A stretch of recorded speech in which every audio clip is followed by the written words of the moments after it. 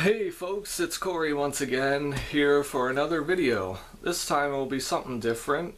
Won't be a review, or even a eulogy video for a beloved idol of mine. But this one will be a tribute to a very special actor who is turning a very big deal age. And that actor, in case if you for some reason didn't read the title, is Robert Englund, who of course millions of fans all over the world know best as Freddy Krueger. Some people know him from V, some people know him as his guest starring roles on popular shows such as Bones, Charmed, Walker, Texas Ranger, like people who really follow his work. But my introduction to him, this is going back to about 2005, I think, when I was in like about the 7th grade. I remember one of the things we were going to watch in music class was The Phantom of the Opera, the musical version directed by Joel Schumacher, starring the then unknown Gerard Butler. I decided, just for fun, like for the teacher, like as a little surprise, to look up all the different versions that I could find and put together like a little list with the pictures of the actors. And after I got past some of the classic ones like Lon Chaney and Claude Rains, in between Claude Rains and say Michael Crawford, I think that's what Robert said it was before him,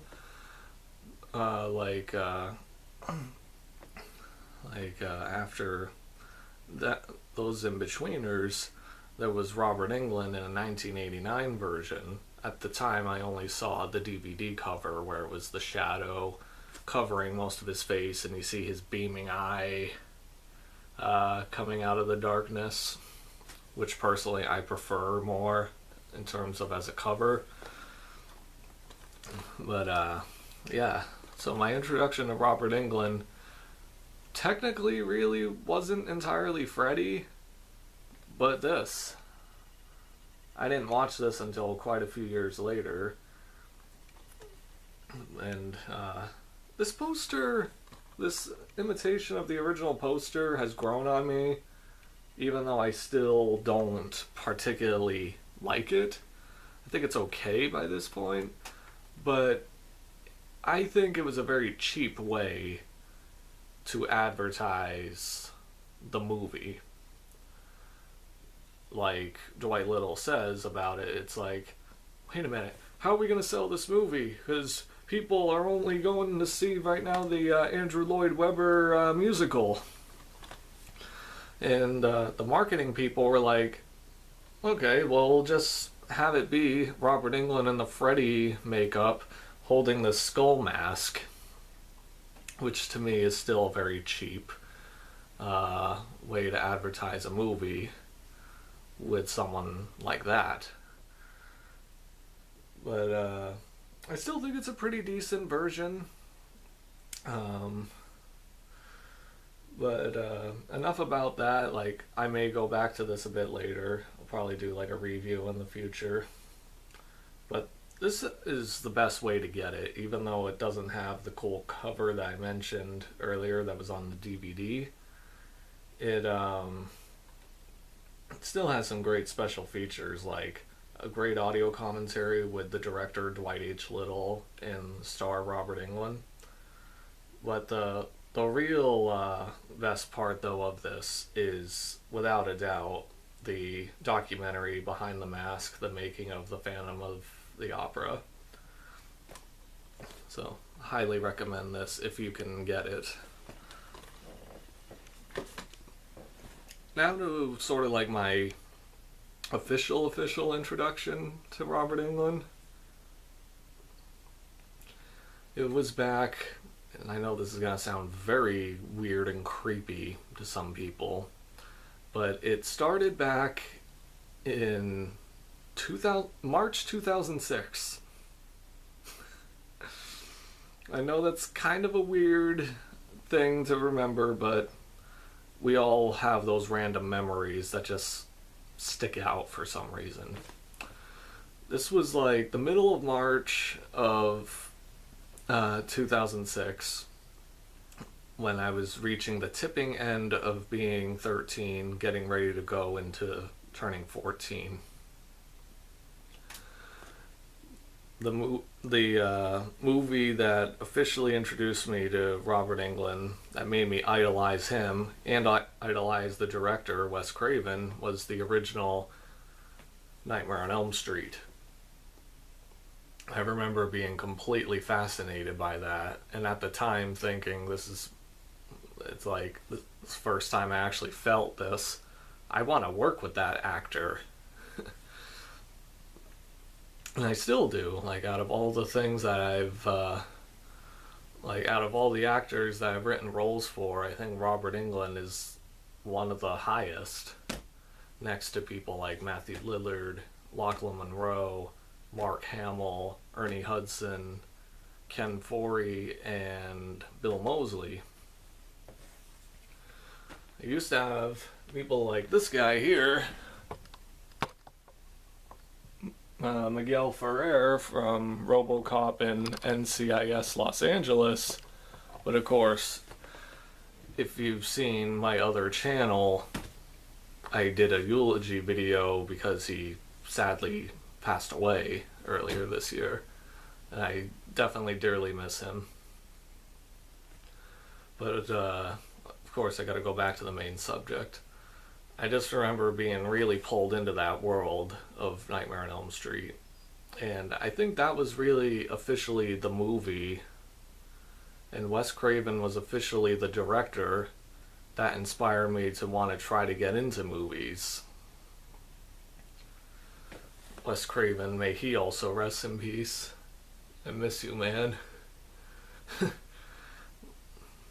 But I think another reason why this memory sticks with me is because of what happened the following night. On Saturday, the next day, the Sci-Fi Channel, back when it was actually spelt properly, was premiering for the first time on network TV Freddy vs. Jason. I still remember that too, very much. Like, I was like a 13 and a few quarters, almost 14-year-old kid that saw this movie on regular TV because, as some of people in my personal life know, or most people in my personal life know, I was raised in a very strict Mormon family household.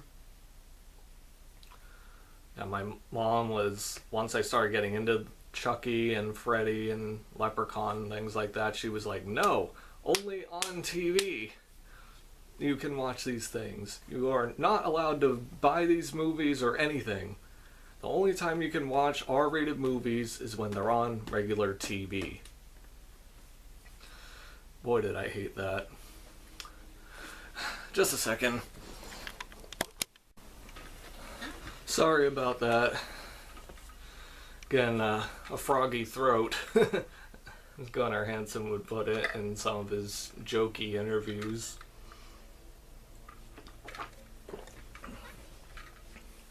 And also I needed to grab a couple more things that I didn't have in the pile.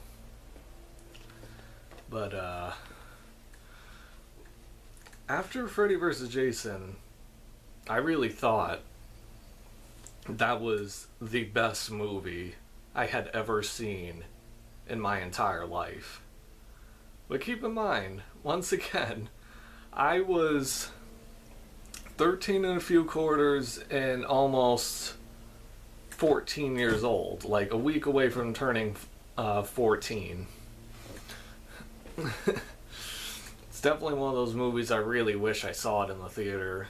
And I've talked to a few people that either snuck in to see it with their older siblings or cousins,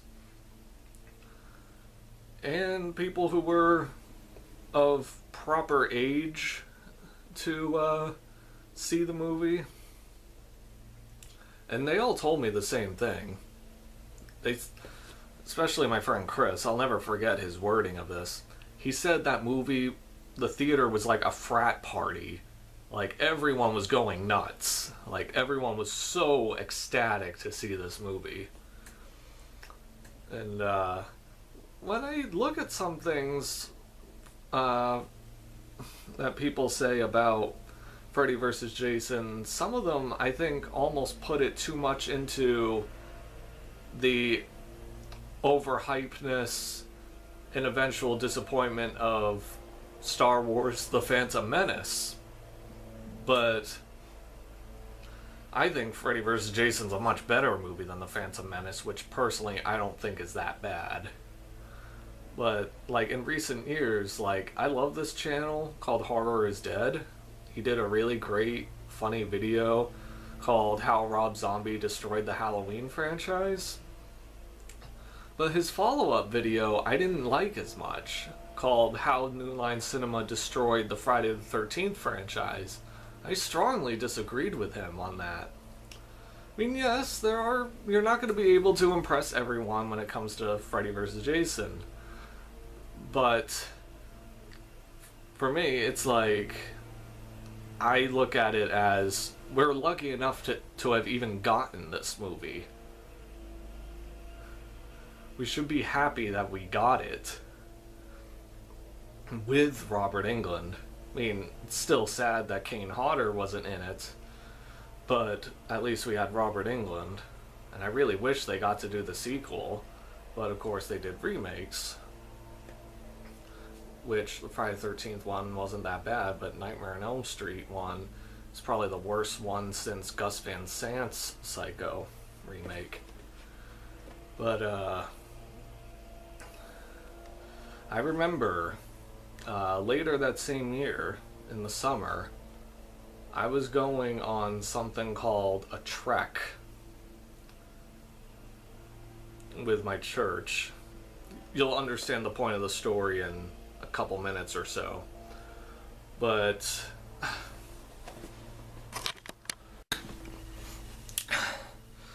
freaking lawnmower. I'm so sorry. Hopefully no more interruptions like that. But what was I talking about again? Oh yes, the trek for my church. Like, every so many years they do this thing called a trek, which is a reenactment of when the Mormons were chased out of, I don't remember which one it is. I stopped following my religion a long time ago. But it's basically about their trip to where Utah ended up becoming. It was probably the worst thing I'd ever been a part of in my life. I remember talking, as I'm one of those people, I'm socially awkward in some cases. Back then, even worse. But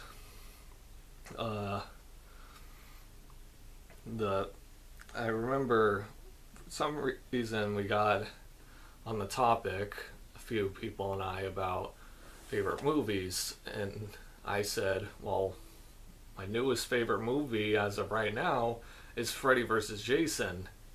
And they looked at me like I was the most horrible human being they've ever met in their lives. They looked at me like I was the devil walking amongst them in this Trek reenactment. I swear that's how they looked at me almost. I mean, I'm pretty sure it wasn't really that extreme, but still, this is how I perceived it as a 14-year-old kid. But I kind of But I let that pass. And let me just say, just as a quick little wrapper up, that was still the worst trip I was ever a part of. Literally ever. It was just so boring. Yeah, I'm sorry that I got off track. Okay. Back to worshipping Robert Englund. Okay. I don't remember what movie with him or TV show guest starring role I saw with him next. But I do know that over the next couple years, I would make little DVD sets for my friend Justine. I would do record different TV shows that he guest starred on, mixed in with reruns of Freddy's Nightmares back when Chiller reran that show. Personally, for me, I really enjoy it, but it is, of course, very cheap. And I remember when we met Robert Englund, I don't mean to be jumping around, but I'm going to do this a couple times, just so I don't forget. I remember she showed Robert Englund them when we met him, and he said, "Wow, it's like, these are really impressive." Yeah, he's like, "There's so-and-so, and I remember working with him, he was great, and that guy was great too." Yeah, like he was like listing off the names of the people, and I wish I could remember them. I know one of them was the black guy from Gremlins, the teacher, but I can't remember his name. But yeah, might as well, since I'm pretty much close to the subject, might as well fast forward to 2010. Actually, before I do that, I think I should mention one of the couple things. I used to have an old DVD of It's Alive that I threw out a while back because I just felt I don't feel right owning this because of certain content in it, and I was definitely a bit too young to watch it anyways. Okay, the next thing, I remember getting this at the FYE in the Cape Cod Mall. One of the first R-rated-ish things I got. It was an episode of Masters of Horror that Tobe Hooper directed, called, and it was based on the short story by Richard Matheson. The episode is called Dance of the Dead. That's him right there as the MC. Without a doubt, like, his scenes are the best part of the movie. I still don't even really remember much of the movie except for his scenes. And I've seen this movie a couple times, so I still think it's a bit strange that I don't even remember big majority of the movie. I remember certain details, but I don't remember the whole thing. I know that his co-stars in it were Jonathan Tucker, who was, funny enough, since Tobe Hooper, who directed this, directed the original Texas Chainsaw Massacre. One of the co-stars, Jonathan Tucker, was in the remake of Texas Chainsaw Massacre. And then the other main star in it was Jessica Lowndes, I think that's her name. I think that's how you pronounce it. Or Landis, I don't know. I think it's Jessica Lowndes. But she did a good job. She ended up becoming famous for the TV revival series 90210. I remember catching glimpses of it while channel surfing on the certain nights I'd be on, and I'd be like, oh, that's the actress from Dance of the Dead. Yeah. For a while, this was the only show from the series that I had, because I was like, it has Robert Englund. It's got to be cool. And really, I will admit, I didn't see the whole thing until quite a while later, because I would just watch the scenes that Robert Englund was in again and again. Some of them I had to turn down the volume almost to 3 because of the vulgarities that he and some of the other characters would say throughout the episode or movie, whatever you want to call it. Yeah, like I remember one scene, he like shouts something very vulgar into the microphone. Something like, if your hearts are not exactly what they used to be, get the f*** out now! I still remember watching that and being like, oh no! I hope Mom and Dad didn't hear that. They didn't. I told my mom that story recently. She thought it was hilarious. But seriously though, my heart was almost pounding at super speed and I was terrified. Yeah, it really, really was. And then also something else about this mini movie. I really don't know what to call it. I think I'm just going to call it mini movie or episodes from now on.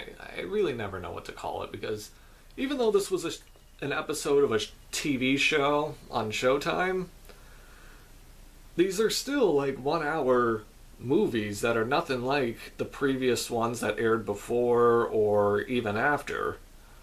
So I really don't know what to call these half the time. But the main thing that I was going to get to with this is, I think this might have been the first time I saw anything with nudity in it, which surprised me. It didn't bother me, but it still surprised me. It was definitely one of those things that I really had to try my best not to bring this up in front of my parents or even show my mom clips or anything, because sometimes when I show her a clip with something, she'll want to see it all. But this, I knew they would have taken it away from me. But from what I remember though, this episode as a whole, it was pretty decent. It's definitely not one of my favorites of the show. It was years later. I caught some of them as reruns on Chiller. Of course, they were really cut down. The only one I really remember watching on Chiller, this is a slightly off topic, was the Larry Cohen episode Pick Me Up, which so far out of all the episodes I've watched, that one's my favorite. So darkly comical, but different review of a different movie for a very different day. I really loved that one though. This one does really have its moments, but I do feel that it has a lot of slow parts, and that more of the focus, I think, should have been on the nightclub where Robert Englund's character, the MC, was. But if I made it, that's how I would have done it. But I didn't make it, so which is why when I write roles for him, big or large, he is the focus of the scenes he'll be in if I get them made.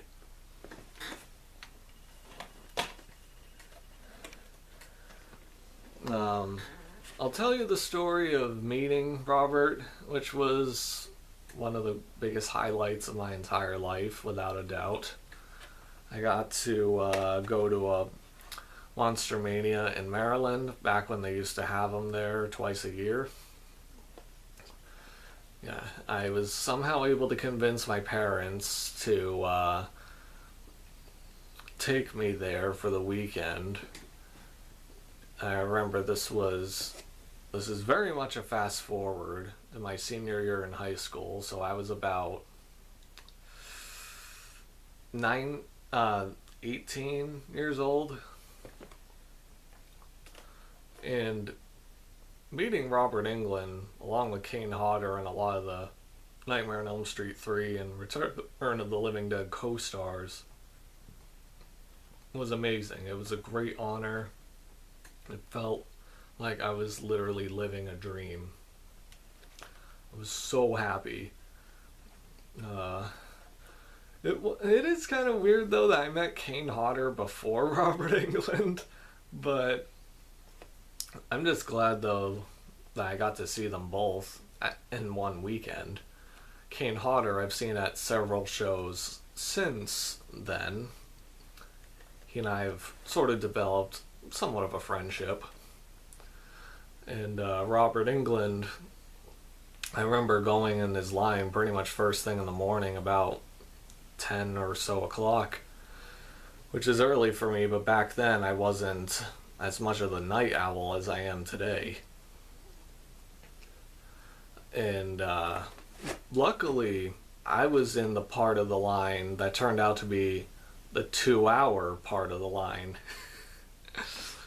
I've talked to people at several shows since this one about how some of them were in the 4-hour part of the line.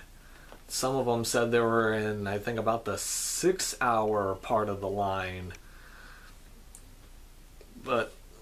And some people have told me the similar things with other actors they met too, like Henry Winkler, aka the Fonz. But I'll say this, for anyone who's watching this video who wants to go to a convention that Robert Englund's at, it's worth the wait. I mean, yeah, your legs may get really tired by a certain point, but it's worth it.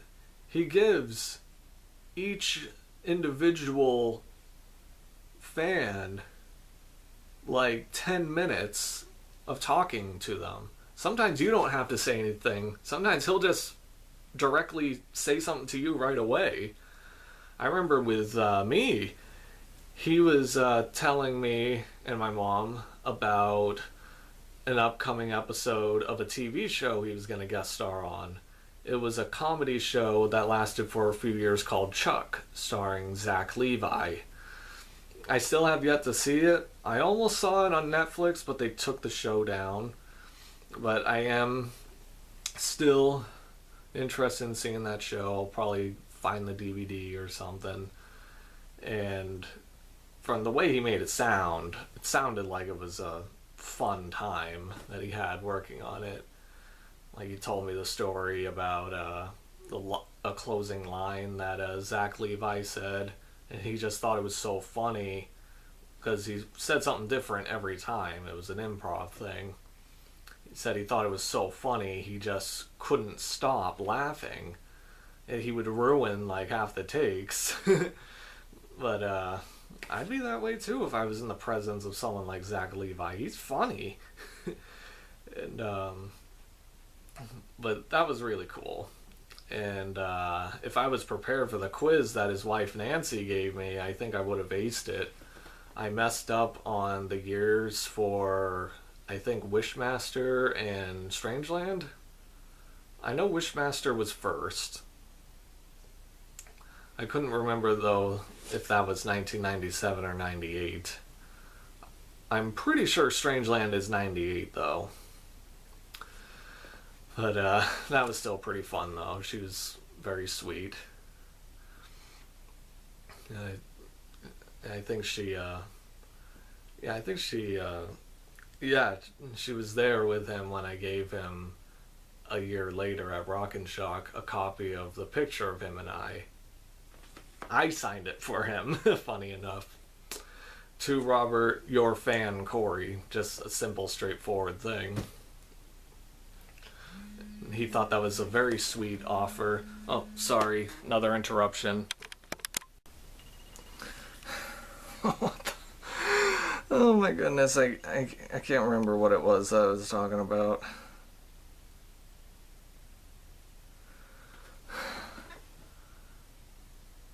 Dang it.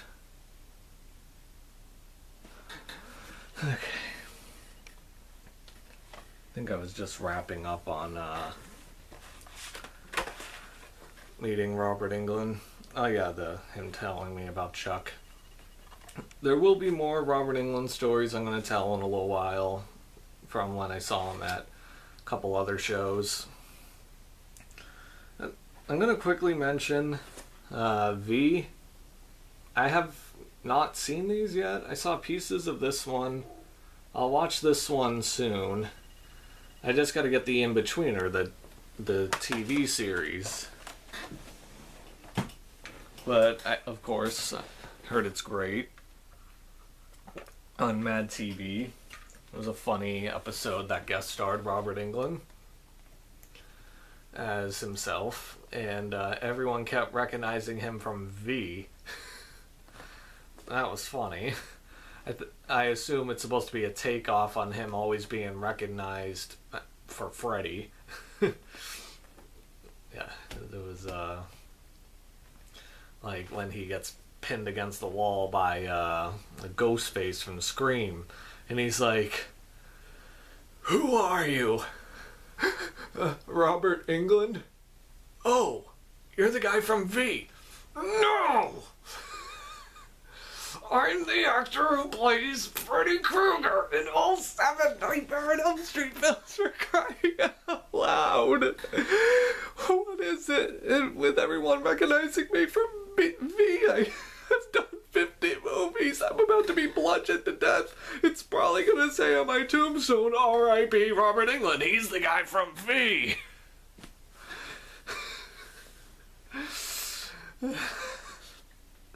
Cracks me up every time I see that.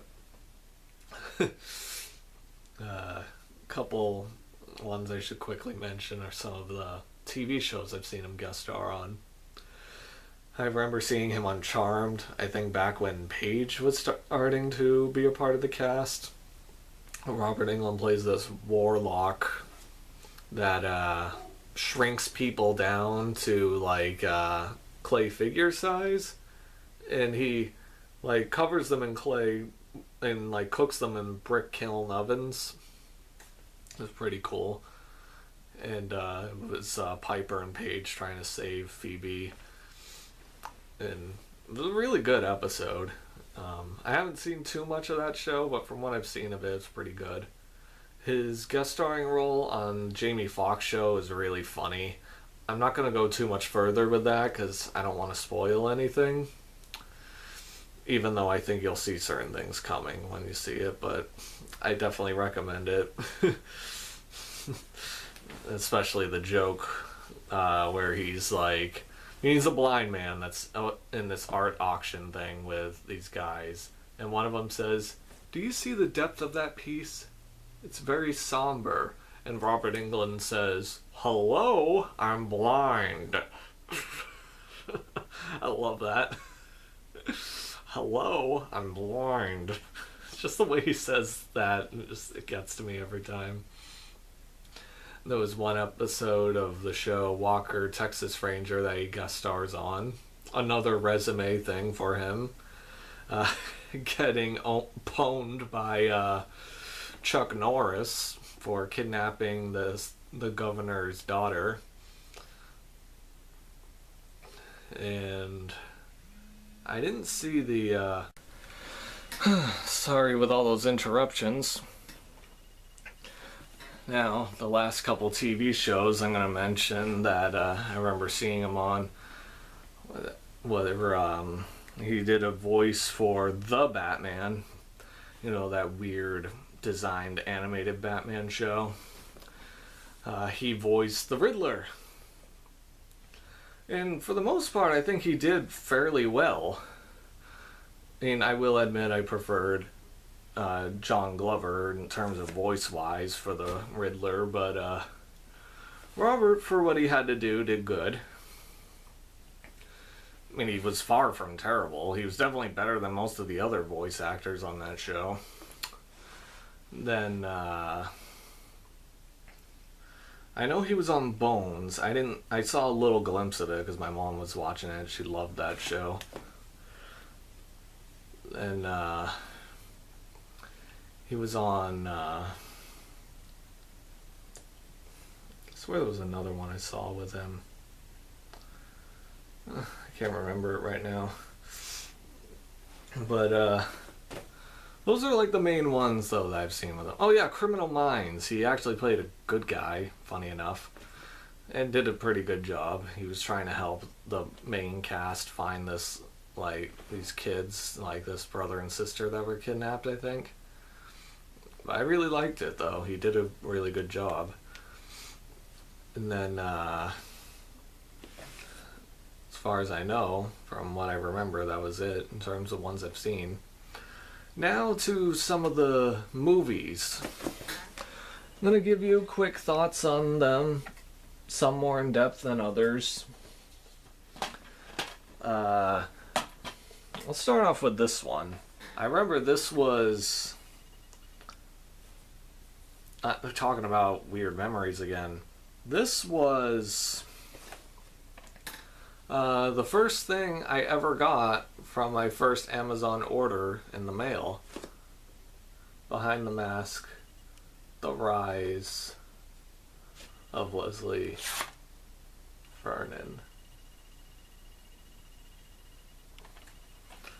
Starring Nathan Basil, Angela Goethals, Zelda Rubinstein, Scott Wilson, who you may know as Herschel from The Walking Dead, and of course, Robert Englund.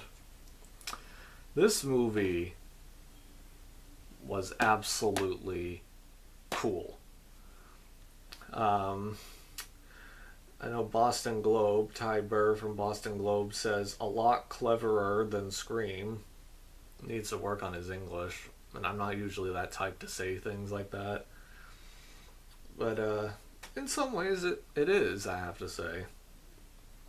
But, he plays basically a Dr. Loomis type character. Doc Halloran, named after, I think, the cook from The Shining. But it was a pretty cool little movie. I know there have been rumors for quite a few years about a sequel. Nathan Basil, who played Leslie Vernon's trying to get a sequel off the ground, but they've been having a tough time raising, I believe Robert said it was the last $1 million, because he said, like, we're almost there, but sometimes that last $1 million is the toughest to get.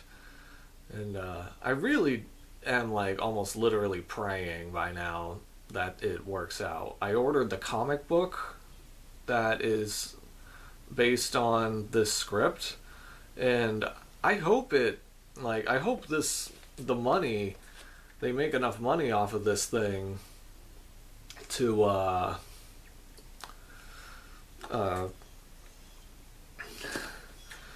hopefully help finance the last bit for the sequel, because I really want to see it. And I know Nathan really wants to do it again. I'm pretty sure Angela wants to do it again. I know Robert really wants to play that character again, and I know Scott wants to play that character again. I don't want to see it fall apart and become nothing like the Strangeland prequel or sequel or whatever it was that Dee Snider was trying to do. I know Robert was very supportive of that, because he considered the first Strangeland, which of course he was in, to be one of the greatest original scripts he had ever been offered. And that one is a good movie. I'll dive more into my thoughts on it when I get to it in the pile. But that's it for this one. I remember this one because of one of my classmates, Dylan. Hope you, if you're watching this, Nathan, or not Nathan, I'm reading the guy, one of the cast members' names off the front. If you're watching this, Dylan, that's pretty awesome. It is the supernatural serial killer surviving execution movie. Heartstopper. It's certainly no shocker, but it almost is. The only problem I have with this is that the commercials, like the trailers to it, and the DVD, especially on the back, really emphasizes Robert Englund's name. And spoiler alert, well, really not that much of a spoiler because it's only like 30 minutes in. It's not like I'm giving away the ending. 30 to 35 minutes in, Robert Englund gets killed. So I think it was almost like a slight scam that they were pulling just to get people to watch it. But it's also one of those things you kind of see it coming. When you see the movie, you'll sense when it's coming. I remember Dylan saying to me, I hated the guy that played the killer in it. He was just so unbelievably monotone. But I think it works for him. Killers are not supposed to be emotional. They're supposed to be monotone most of the time. Yeah, it even says on the back, in a brutal showdown, Chambers kills Sheriff Berger, leaving Sarah and Walter to fend for themselves. See, so it's not really much of a spoiler if it's a part of the plot. But once again, really like it. Let's see, what one can I talk about next? I'm going to quickly talk about this one. As I mentioned earlier, I had this like in a cheap DVD when I was younger. I tossed it because I was like, I don't really feel right having this. So once again, I was raised very strictly Mormon. But this movie, for what it is, I think it's pretty good. And there's certain things that I think they could have gone further with, but the stories that Robert tells, though, are really cool. And the 5 Minutes with Marilyn Burns, I remember being pretty good. The Butcher of Elmendorf, The Legend of Joe Ball, was really fascinating. They interview his nephew. Because this is based on a lesser-known serial killer, Joe Ball. I keep hearing different versions of the story, so I don't know which one's true. That he owned a bar and that he fed the waitresses that he was infatuated with that had already had significant others to his pet crocodile, or he just killed random people and to dispose of the evidence he dumped them in his crocodile pit. I don't know which one it is because I constantly hear both. But Robert Englund's character in this, I think, inspired a line of dialogue from Kill Bill. It was some Quentin Tarantino movie. And Quentin likes these underground movies. But also, this was the first horror movie Robert Englund appeared in. And it was the first movie he did with director Tobe Hooper. They asked Tobe Hooper to do this because of his success with the Texas Chainsaw Massacre. And I have to agree with Gunnar Hansen in some ways in saying that this is almost like the true sequel in some ways to Texas Chainsaw Massacre. Leatherface ran off and started started a little hotel business and started disposing of people that way. He either said Leatherface or the cook, but either one I could buy. Oh, this one is a lot of fun. I remember this. Zombie strippers. I remember mentioning this movie again to one of my friends when he was telling me about Piranha 3D and how much he hated it because he felt it was too pornographic for his taste. And I said to him, yeah, that movie does have a lot of nudity in it, but the weird thing is that has more nudity than this. Which is weird, especially since this is the unrated version. But this movie was just so funny. This is, I think, one of my favorite non-Freddy roles of Robert Englund.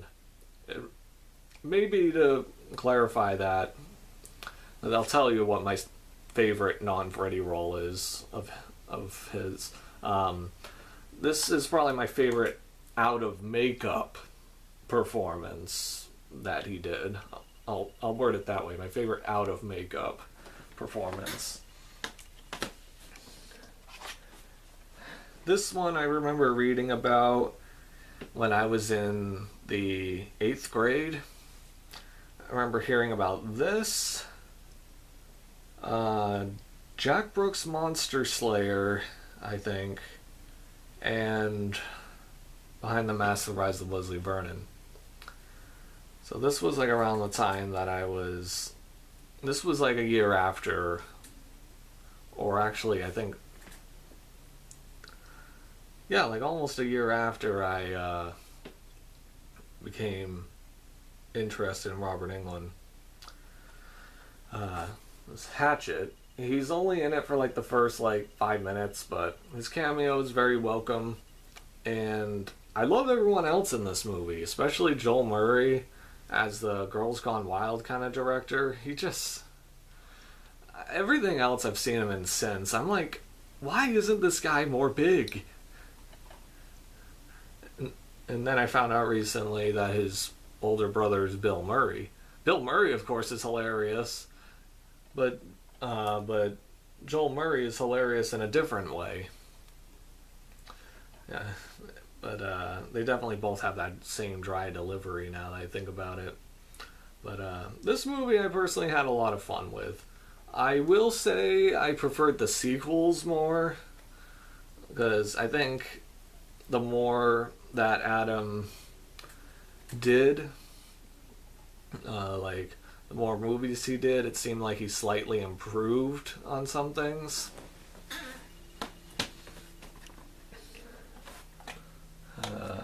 This one I bought back, a while back when I was like going DVD shopping crazy to make up for me turning 17 and finally being considered old enough to watch these things.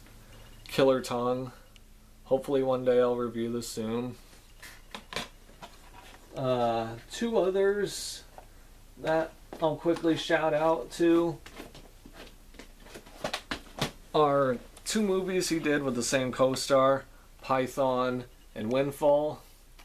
I don't really know anything about these other than this is a heist movie, and this is like an attempt at trying to rip off Anaconda.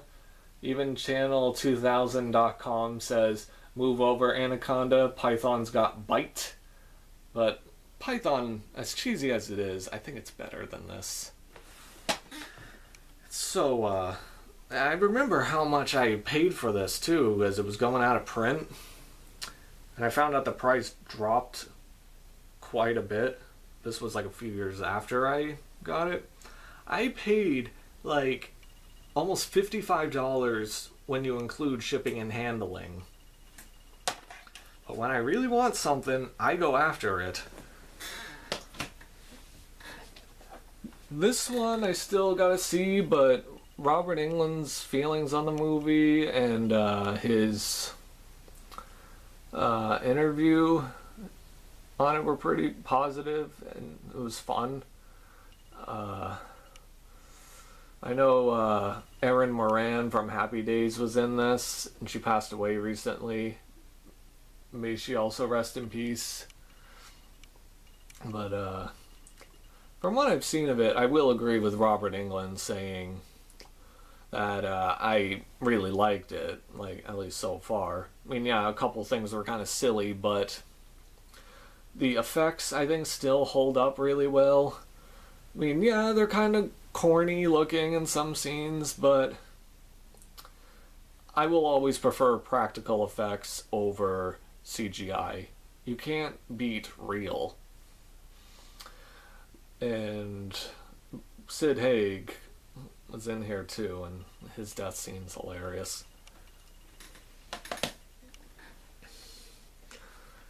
This I also ordered on Amazon, my first order. I saw some of the remake. I sadly couldn't get into it. No disrespect to Herschel Gordon Lewis. And I know that you also know that you weren't the best filmmaker. But this was a lot of fun. Robert Englund is the mayor of this town that was destroyed. Just a second. Some crap on it. He's the mayor of this town that was wiped out during the Civil War. And they come back once a year for their annual barbecue. But what they do is they trick people. Most of them coincidentally happen to be people from the north, into going to their barbecue, and they try to kill each one of them one by one and have them be different parts of their buffets. Yeah, this I really liked though, and the behind the scenes are absolutely hilarious. Like John Landis, too bad his cameo got cut out, but the guy that took over for him did pretty good too, Peter Stormare. I still would have been interested to see how it would have been with Gene Simmons, but in the words of Gene Simmons, "I'm sorry, Tim, I have to turn this movie down because my agent says I'm no longer allowed to do any low-budget crap." Alright. Quickly mention this. From what I've seen of Wish You Were Dead, with Cary Elwes, Christopher Lloyd, who else? Mary Steenburgen, who's been in tons of stuff. Billy Ray Cyrus. Oh, so quite a well-known cast. From what I've seen of it and his cameo, he was really funny. He's like a priest with Tourette's. This, I feel I should mention, the Never Sleep Again, the Elm Street Legacy. And I will let you know I do have the original films. They're in the box set. But I don't want to take it out right now. It's under a bunch of piles of stuff. This documentary, though, even Robert Englund said he was impressed by it, because there were certain pieces of trivia that he didn't even know about, like that Peter Jackson was originally approached to direct what ended up becoming Freddy's Dead, The Final Nightmare. Except his was called The Dream Lover, I think. Nightmare on Elm Street 6, The Dream Lover. Hopefully I can edit most of those out without interrupting my super talking of certain subjects. But yeah, though, this is full of great information. I've told people about it. They said that 4 hours is a little bit too much for them, but I told them pretty much what I did. I recommend it as watch each segment or each part focusing on a certain movie, and then shut it off for the night, and then continue the next day with another one or two, and just slowly build it up, because I know sitting on something for 4 hours is a long time, but this documentary is so entertaining. If you don't take that advice, it's going to be over before you know it. It's just very fascinating. I recommend that to everyone. Same with Crystal Lake Memories, More Brains, You're So Cool, Brewster, which is the one about Fright Night. And pretty soon, if it gets successfully funded, Pennywise, the Story of It.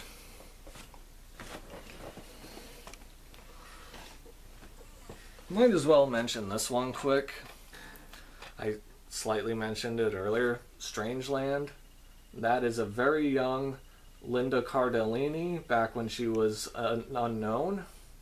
You may know her best as Velma from the live-action Scooby-Doos with Matthew Lillard, Freddie Prinze Jr., Sarah Michelle Gellar. And this has a great villain. Like, this online predator definitely has a great look to him. And I wish he was more successful so that we could have gotten a sequel or two out of it. But I'm glad that we at least got the one. I almost had the chance to ask Dee Snider about this, but that chance slipped away. But if I see him at a convention again, I will go up to him and ask him about this. I loved it. Then this one was one of my favorites. I remember ordering it online, but I was able to cancel the order in time before I found this at Blockbuster. I think this was one of the last things, in terms of things that were for sale, that I bought from Blockbuster. This movie was really great. I mean, it is slow, but it really, what helps with it is not just Robert Englund's fun character of how crazy he gets once he becomes possessed by the Black Heart. Trevor Matthews right here, who plays Jack, is great. I wish these guys got to do more stuff. I remember reading that they were close to doing a sequel, but I'm like, yeah, it wouldn't be the same without Robert Englund, but of course that doesn't really 100% matter because Trevor Matthews was good enough out of the cast, and I would have loved to have seen him fight other things. But I definitely recommend this.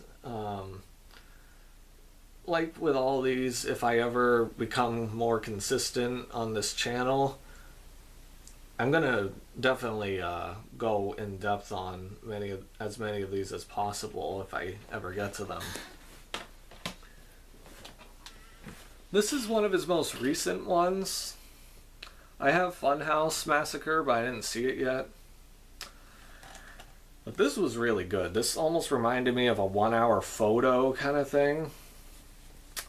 Except it's a projectionist instead of a photo developer like Robin Williams' character.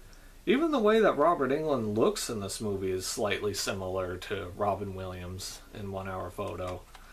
Another one. God bless his soul. I know you made it to heaven, Robin. I know you did. This one is called The Last Showing.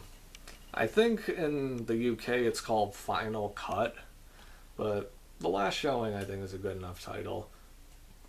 It's funny that the movie they're screening in here is Wes Craven's Hills Have Eyes 2.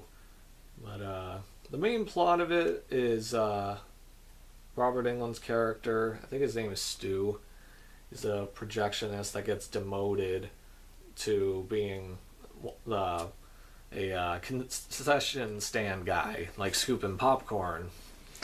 And he's very, I think, for the most part, sympathetic. Because he really doesn't do anything wrong, except for this image right here, where he's rolling up strips of film to wrap around the neck of his boss, who happens to be black. But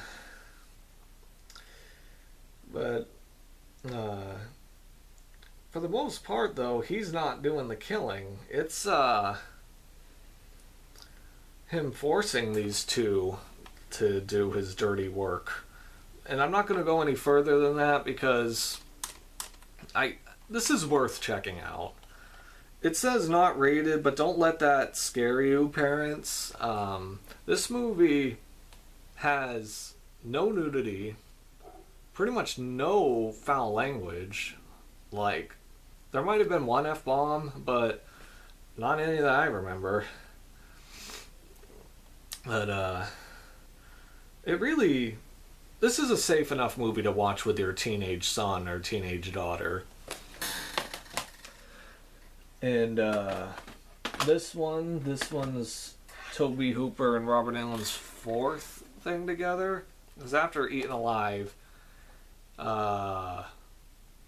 Tobe directed Robert in the Freddy's Nightmares pilot, No More Mr. Nice Guy, which is probably one of the best episodes of the series, probably because it was the first, and it was meant to show you not just the prequel portion of Freddy's story, but it's also meant to show you how dark the show was supposed to be.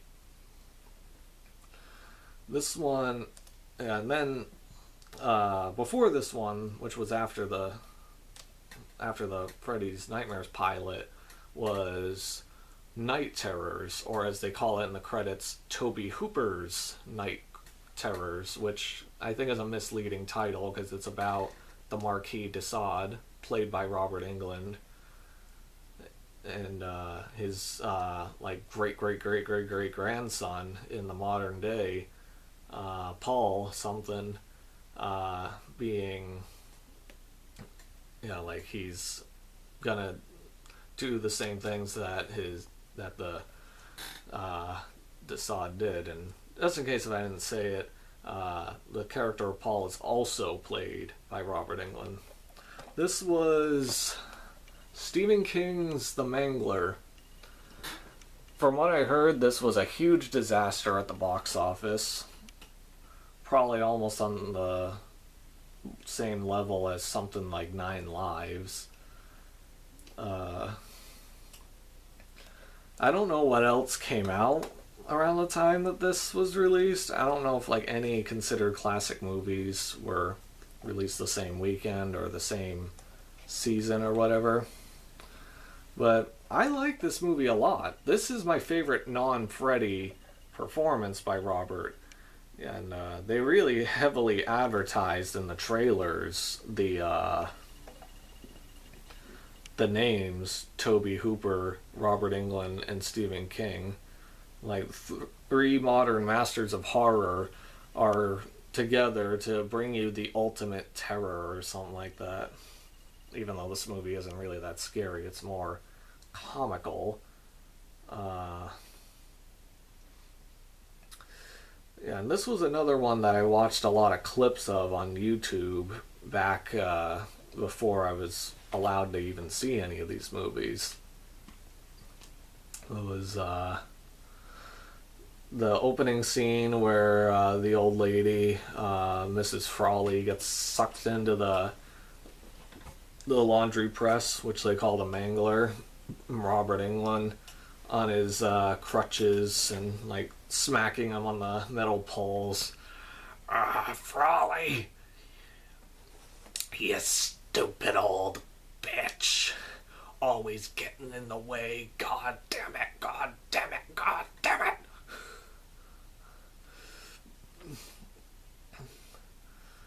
That has been censored for the sensitive hearing. But I couldn't help but to say the line. Just cracks me up. Even though it was sad to see her get killed in such a horrific way.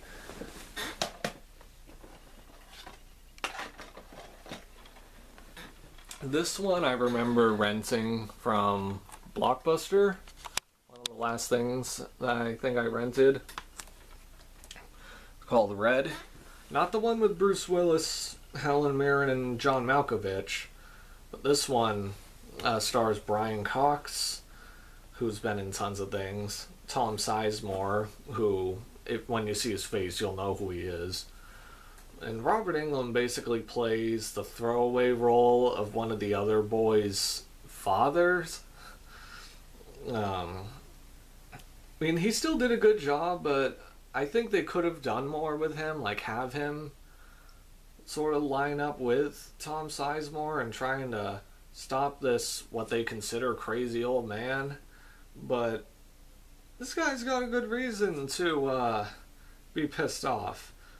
Like, this guy, the only thing he had in his life was his dog.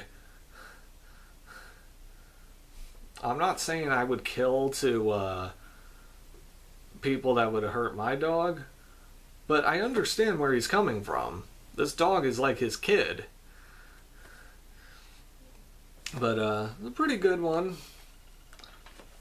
It's not too much money from when I last checked when I bought it. Okay, let's see. Here are a couple. I mean, there's one other sort of family movie that he did. Something in the Paper Brigade, where he's like this crazy, loony old man that's the neighbor of one of the kids. From what I saw of that, it looked like a cute little thing. This one, I haven't seen yet, but it looks like it could be cool. Perfect Target. It reminds me too much of the Hard Target poster, though, in some ways. I don't know who this guy is, but Robert Englund plays the bad guy, I assume. Yeah.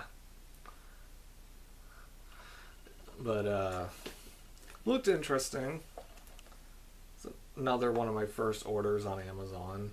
And then this one called The Prince and the Surfer. This was when Robert Englund, I think, was trying to do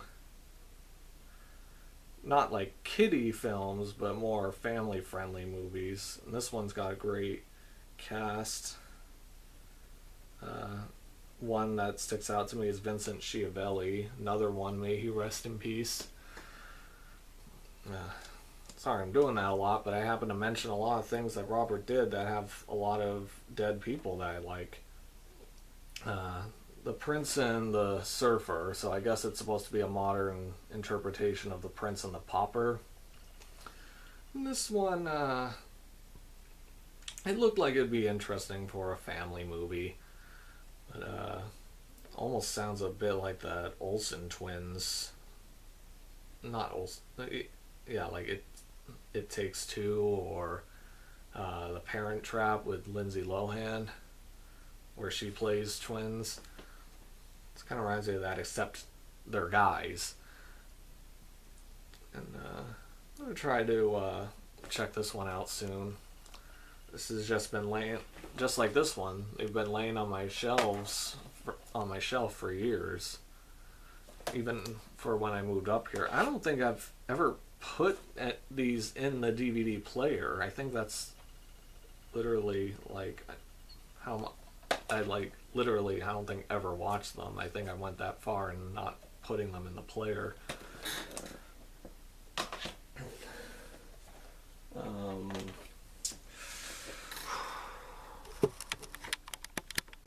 Alright. Now, this one I remember seeing a bit of on TV. I remember I was warned heavily about this guy, because it was on, I mean, it was kind of a regular TV channel, but they don't edit, at the time they didn't edit the things. I think it was FX, or what ended up turning into FX. This is the Rennie Harlin directed action comedy The Adventures of Ford Fairlane. Andrew Dice Clay, Gilbert Gottfried, Wayne Newton, Priscilla Presley, Ed O'Neill from Married with Children. That must be how, yeah, he must have met Robert on this and then decided to get him. That was the other show, like get him to guest star on Married with Children, where he plays the devil. That was great. And Robert Englund's character in this, or he's like the henchman of Wayne Newton, from what I read, that role was originally meant for Billy Idol. Yeah. Robert Englund had wicked curly hair at this time in his life, but yeah.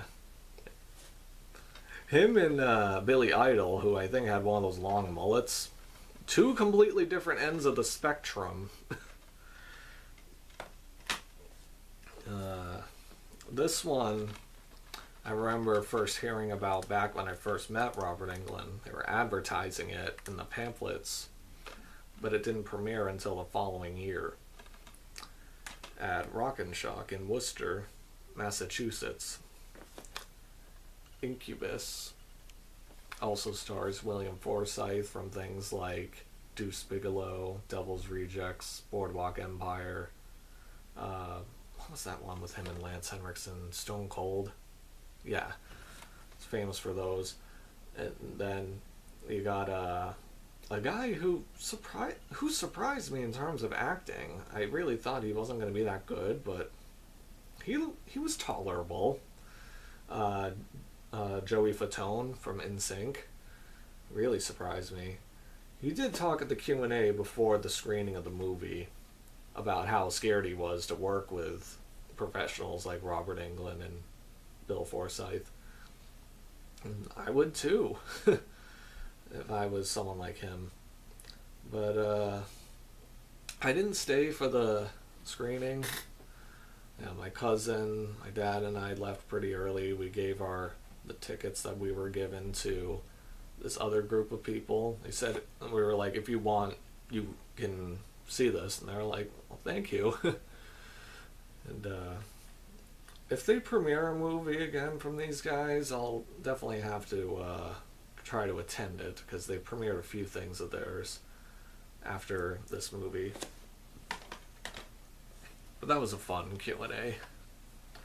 Then one of the last ones I'll be talking about briefly will be Fear Clinic, which also stars Fiona Dorff, Brad Dourif's daughter that you saw in Curse of Chucky, Corey Taylor, don't know who that is, and Thomas Dekker, who, funny enough, was in the Nightmare on Elm Street remake. Probably one of the few actually good actors in that movie.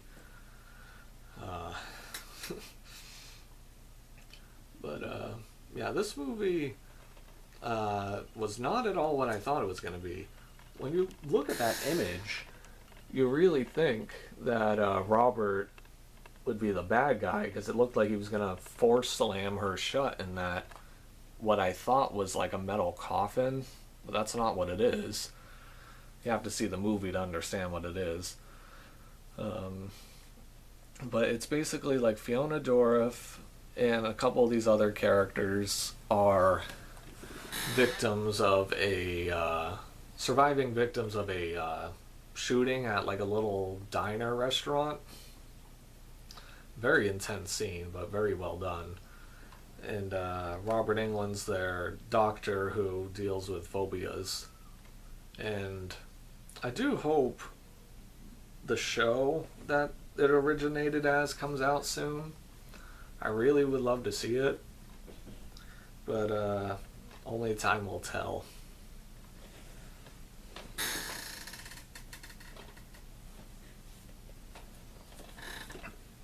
Getting close to the wrapping up point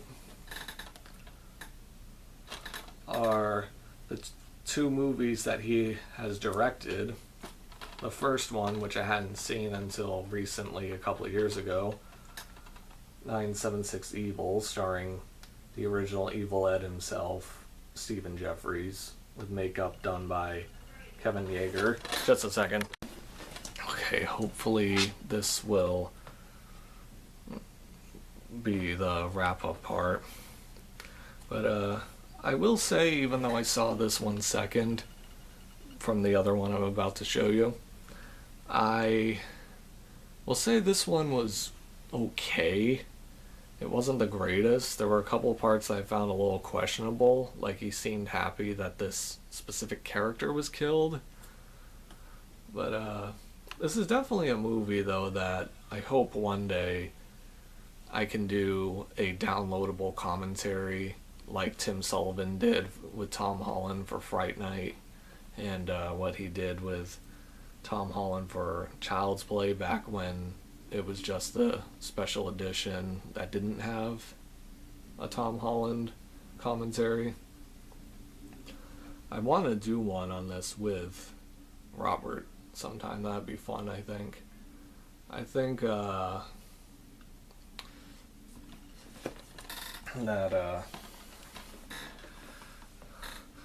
I would also want to do one with the guy that directed Child's Play 2 and with the guy that directed Child's Play 3, but I doubt that'd happen. But that one did have its moments. This one I preferred a lot more. This was a part of my first online order. This one I knew I had to get all the way back from when I first heard about it. I really don't get why it's rated R or considered rated R. It's much more PG-13. The only nudity you really see is a woman's bare back. I mean, yeah, she doesn't have anything covering her up front, but you only see her from the back. So you don't see any delicates, as people would call it. But Killer Pad, though, this is like one of those crazy housewarming party movies.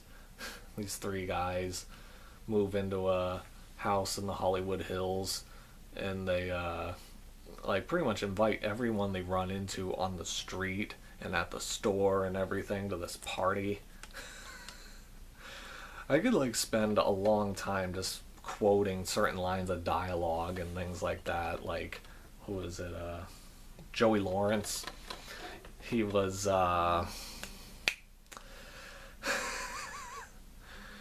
he was playing himself. Sorry, I had to kind of get that out. But yeah, he's like stuck in the mansion and he's like talking on like the little earpiece. You know how people, when they're talking on the phone, it kind of looks like they're talking to themselves, but they're talking into like the earpiece. He's like, I'm stuck in the middle of this very weird and very strange house party. And he's like saying to someone, I'm not even supposed to be here. He's like, I'm supposed to be at a party at Toby Maguire's house. But he,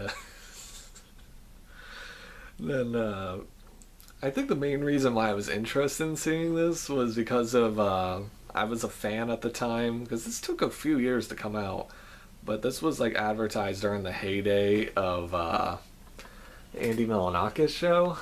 I doubt anyone really remembers that. It was on MTV, but I thought it was pretty funny. I think I'm one of the few people who thought that show was the funniest thing since sliced bread. But yeah, and it was interesting on here hearing from Robert Englund that this is like one of the first movies to ever be shot all digital. No videotape, no film. I'm like, that's pretty interesting, I have to say.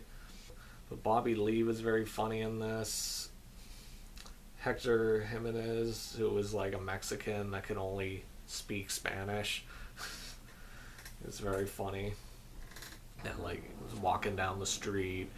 Like, you think he's the Grim Reaper. He's like holding a scythe, I think that's what it's the pronunciation. And they're like freaking out in the middle of this dark road in their car, and they put the headlights on, and they're like, wait, it's just a Mexican. Kind of reminds me of those cheap jokes that you hear Robert Englund say in Zombie Strippers, like when he said to the guy, you gotta clean this entire mess up, or else do I have to find somebody else standing out in front of Home Depot. But yeah, though, the commentary to this was pretty fun. And this movie is very underrated. If you can get it for a good price, I definitely recommend it. I remember watching this one of my birthday parties with my friends, and they thought it was pretty funny. You know, like, I remember one of them, he thought it was like the funniest thing he'd seen in a long time.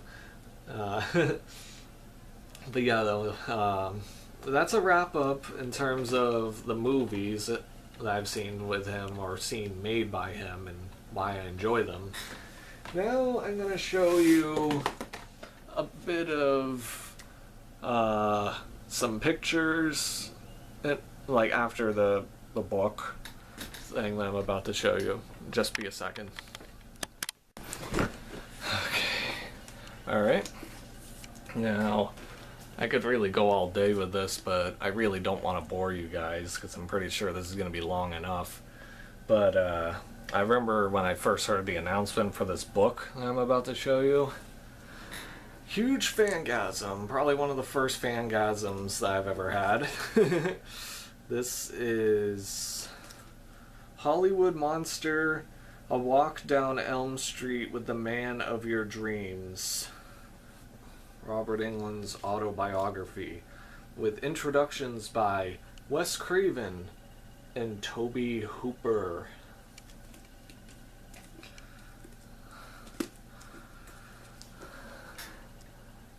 Robert Englund's great pictures.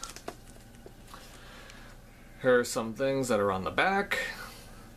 Monstrously entertaining, Robert proves as gifted and versatile on the page as on the screen. Irreverent, uproarious, revealing. Mark Hamill, the star of the original Star Wars trilogy.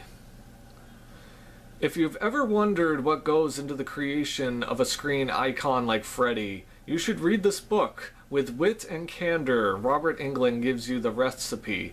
Talent mixed with life lived to the full, served up with boundless energy and a rich imagination, seasoned with unswerving respect for his audience and a passionate dedication to his craft as an actor. Doug Bradley, star of the Hellraiser movies. 6 degrees of Kevin Bacon? Ha! Try 3 degrees of Robert Englund. The Boris Karloff of our generation has worked with just about everybody and lived to tell the nightmare. Great read. D. Snyder. Yeah. It's funny because Robert Englund said in an interview that someone called him the Vincent Price of today. I mean, of course, there will never be another Boris Karloff and there will never be another Vincent Price. But one thing I will say Robert Englund is like, in comparison with them, is that he always tries to stay relevant. Some people may think he's one of those guys stuck in the past talking about Freddy Krueger all the time at conventions, but that's not really what he is at all. Like, when he always tries to give first-time directors a chance. He tries to guest star on what are currently the most popular animated shows and TV shows, like regular ones. So I don't look at him as like beneath those guys. I'm just saying that's the only way I see a comparison between him and them. Not just with the horror, but with their acting craft. Reading Robert Englund's journey through the ups and downs of a Hollywood career is a fun, funny, and eye-opening blast. I have to agree. His life has been no nightmare, but rather an entertaining romp. Take a read, if you dare. Star Price. This has a lot of great stuff in here, like telling some stories about when he lived with Mark Hamill, or Mark Hamill lived with him. There's some great pictures in here, like him and Okay, so Mom and Dad were right. Henry Fonda.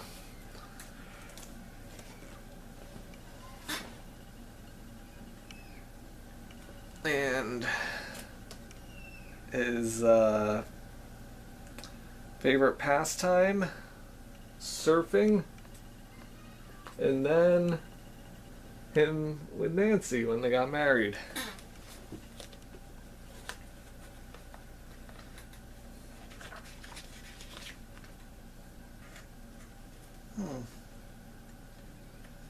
Well, that's cool. Him and Ted Levine from Stephen King's The Mangler. Ted Levine, you guys may know as Buffalo Bill from Silence of the Lambs.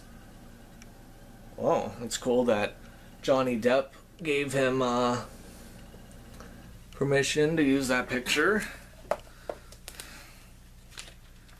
He's spoken about Johnny Depp from time to time. He doesn't yeah, they don't like constantly talk. He just he just runs into him at some premieres and sometimes catches up with him. He says, though, that when he looks at Johnny Depp, he doesn't look at him the same way as us. He sees him still as that 21-year-old kid who was nervous as hell and messing up a line or messing up a scene and always being like, did I do okay? Did I do okay? Here's him on the Jamie Foxx show.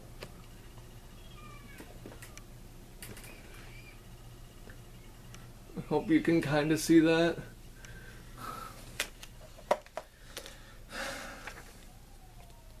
And then him with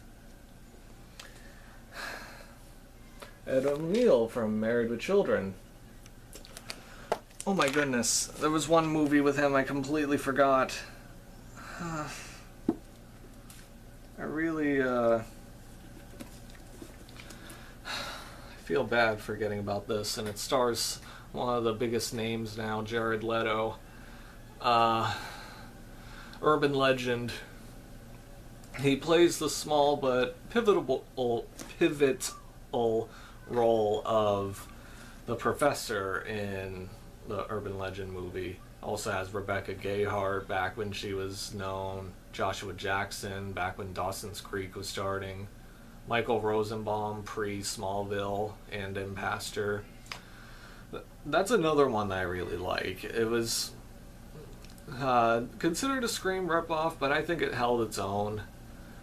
And Robert Englund's character was pretty fun in it, in the scene that he was in, proving the whole Pop Rocks thing and how that's just an urban legend. I tried it myself, the Pop Rocks, and I think in my case I used root beer, not Pepsi, because Sparks root beer is my drink. It's my mellow yellow. Definitely one of my favorites. But that one I really highly recommend as well. I don't know where the movie is. I know I have it, but my collection is so big and vast. I was trying to get everything together as quick as possible. But I think the only way to wrap up this entire video is with this.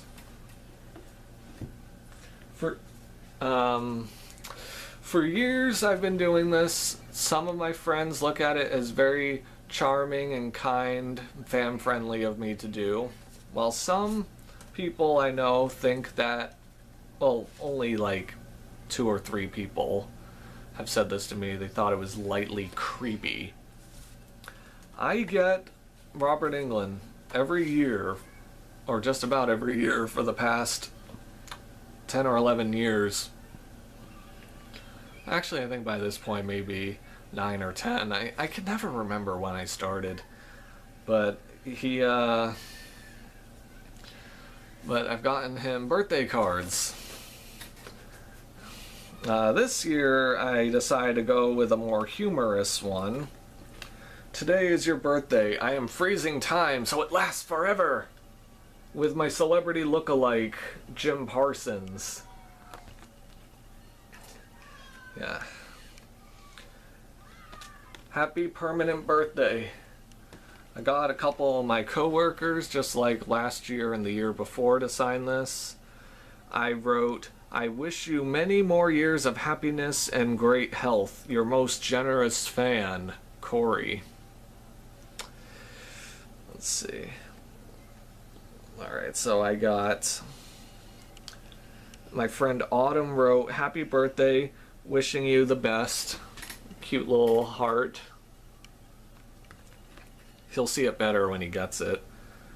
Then my friend Nick just wrote his name. Kinda see it. Then over there is Kyle. Happy birthday, many wishes. Then happy birthday to many more years to come, my friend Bryn. She's scared of this stuff, but from the stories I've told her about with meeting certain people, I think she's able to finally separate their characters from their real life personas. And then Skylar, so sweet.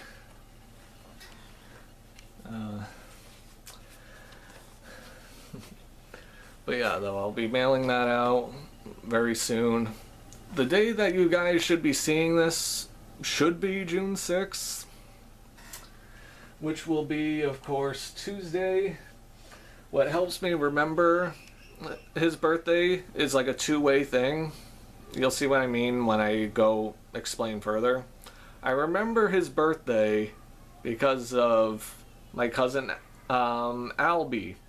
His birthday is also June 6th. He was born in 2007. Robert Englund was born in 1947. So that's exactly 60 years apart, which I think is kind of freaky, but cool. I think one day I'll have to get him a little Freddy thing when he's older. I'm not going to give it to him now.